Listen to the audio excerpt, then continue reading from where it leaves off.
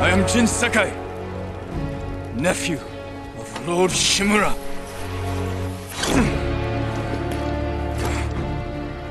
I have come to avenge his honor. Few games from the last several years can stand toe-to-toe with Ghost of Tsushima in just about any measurable way. While it seems right at home among God of War, Horizon Zero Dawn, Last of Us 2, and the other top-tier AAA PlayStation Studios exclusives, among its genre generally, it stands way out as a sterling example of its genre and Sucker Punch's ability to execute a massive, ambitious game. Before we go ahead, a quick request. We upload new videos every single day, and your subscription matters a lot. So, please consider subscribing and enabling all notifications by clicking the bell icon. With that out of the way, let's begin. Most of the better games of this sort don't rely so much on innovation or reinvention, but rather lean more on their ability to combine common ideas that already exist in such a well-executed way that the derivative nature of them stays mostly hidden behind the glossy exterior of the game's polish and engrossing story. Ghost of Tsushima isn't very different in that regard, but it does manage to pepper in just enough of its own ideas and fundamental twists on the third-person action-adventure format that it soared to the top of many players' lists of best games of 2020. Had the field not been so crowded by other behemoths like The Last of Us Part 2, Ghost of Tsushima probably would have emerged as an undisputed Game of the Year. Regardless of its competition though, or the timing of its release, Sucker Punch's Sengoku-era epic exceeded expectations and raised the bar for its genre in a variety of ways. There's a lot of factors that determine how good or bad a massive open-world action-adventure game is or isn't. Gameplay, story, audio and video quality, and other things can make or break a game of this sort. And thankfully, Ghost goes out of its way to impress in nearly every category. Most noticeably at first, in the game's graphics on display.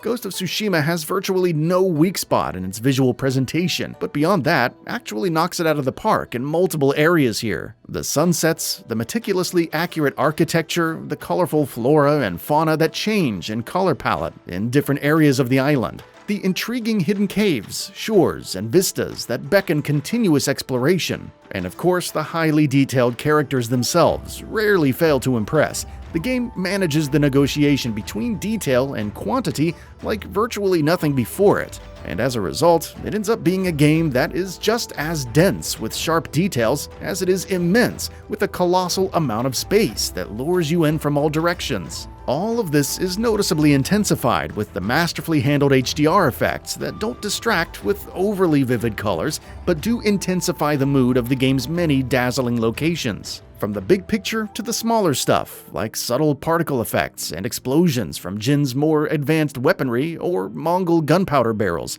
serve as a nice cherry on top of the visuals in Ghost. But it's so full of other little touches, it's hard to zero in on any one thing that really stands out. Even more impressive is the outstanding motion capture performances of the actors that capture everything from the subtle movements of characters' faces to the large, more demanding movements of the various characters' combat stances that all flow together seamlessly. Highly articulate mocap performances seem to be a major hallmark of the PlayStation Studios family these days, and Ghost of Tsushima handily keeps up with the best of them, particularly in the pre-rendered cinematics.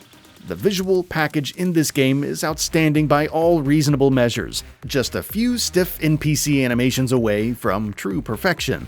Despite how important visuals are in these sorts of games, gameplay is still the most important thing, and Ghost does a great job with its mechanics. Like all other games in the genre, there are a lot of systems at play in this game. From Jin's various skill trees for each stance, his personal skill tree, charms that buff various aspects of Jin's abilities, to the different armor types that can give Jin an edge with detectability, health, and Jin's ability to find various artifacts. The game certainly gives you a lot to manage if you want, arguably more than God of War, Horizon, and the rest of its contemporaries. Managing Jin's resolve, learning his special moves, and mastering the one-on-one standoffs provide even more variety and depth. Just as importantly though, a lot of that depth is optional. While sticking with one stance and one armor set and one strategy throughout the game would be robbing yourself of the game's many different fascinating ways to play it, you could theoretically do it if you level up your equipment accordingly.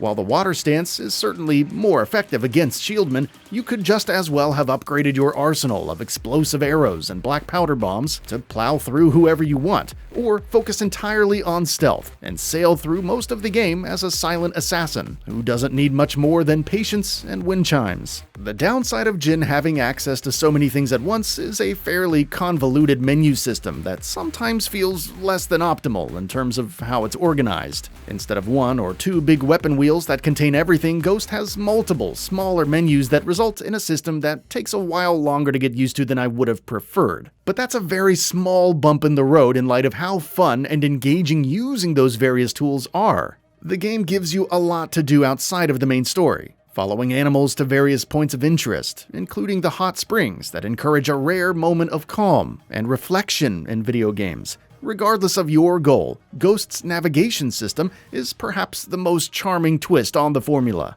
as it simply lets the wind guide Jin to his next destination, which both makes sense contextually for the samurai movie aesthetic of the game, while simultaneously avoiding cluttering the UI with compasses and objective markers.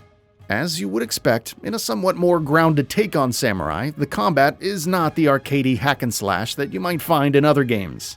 Mashing buttons won't get you very far, as countering multiple foes at once while landing hits of your own is a delicate dance that doesn't overstep with its difficulty but does feel noticeably more technical than the Batman Arkham combat systems to which it is often compared. The story of Ghost of Tsushima is probably the final of the big three things it gets the most right.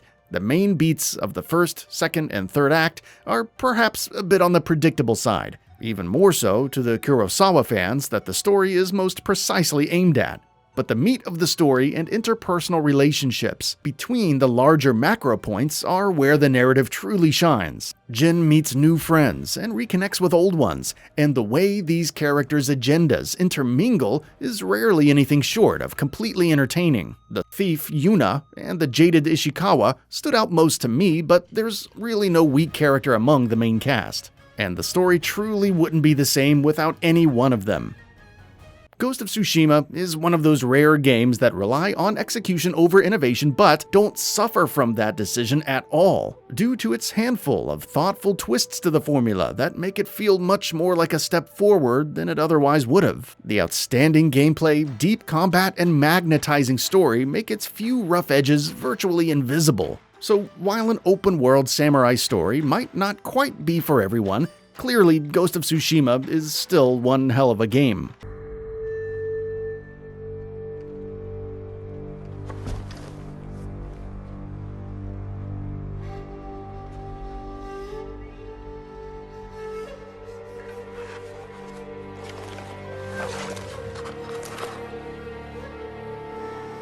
That's all for now. If you enjoy what you saw, please hit the like button. And if you're new to the channel, now is a great time to subscribe.